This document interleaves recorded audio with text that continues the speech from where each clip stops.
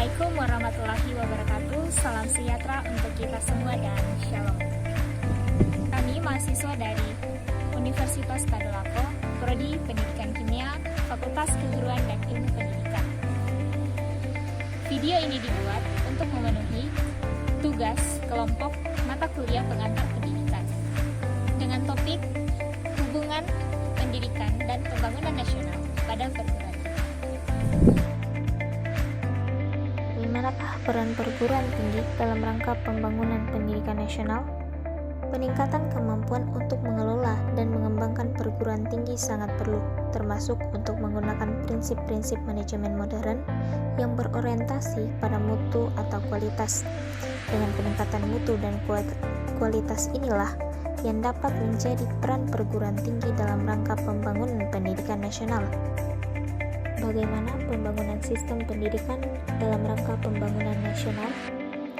Indonesia saat ini menerapkan sistem pendidikan nasional di semua jenjang, jalur, dan jenis pendidikan yang harus mengimplementasikan sistem tersebut. Salah satu program pendidikan yang terkini di dalam negeri adalah wajib belajar 12 tahun, yakni 6 tahun sekolah dasar, 3 tahun sekolah menengah pertama, dan sekolah menengah atas. Kemudian dilanjutkan ke perguruan tinggi. Sistem pendidikan nasional bertujuan membina karakter positif, memberikan pengetahuan akademis, dan menempa keterampilan peserta didik sejak dini.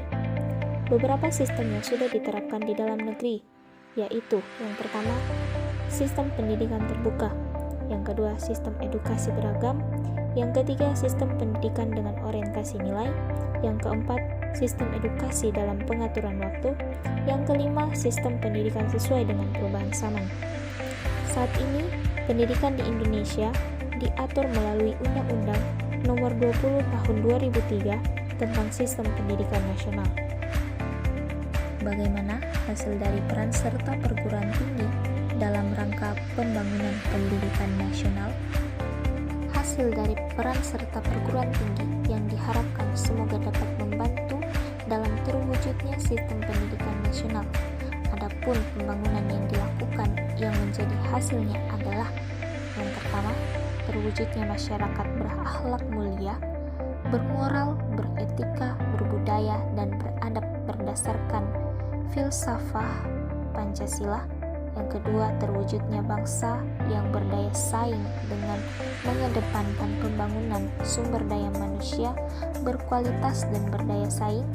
Yang ketiga, terwujudnya masyarakat demokratis berlandaskan hukum dengan menetapkan kelembagaan demokratis yang lebih kokoh, memperkuat peran masyarakat sipil, dan lain-lain.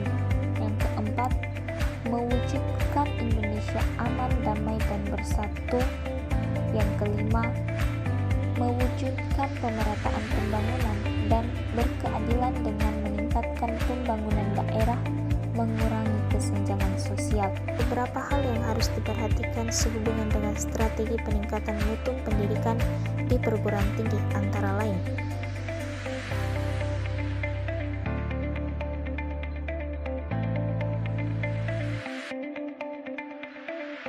mahasiswa yang dididik.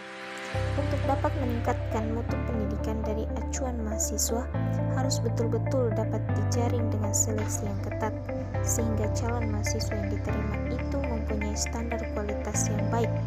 Karena bagaimanapun, mahasiswa tidak lepas dari tanggung jawab terhadap perkembangan sebuah perguruan tinggi. Di samping itu, tingkat kedisiplinan yang tinggi ini, mahasiswa benar-benar dapat mandiri dan bertanggung jawab terhadap dirinya sendiri dan ilmu pengetahuan yang diterimanya. Kemudian perlu ditambah dengan kemampuan berorganisasi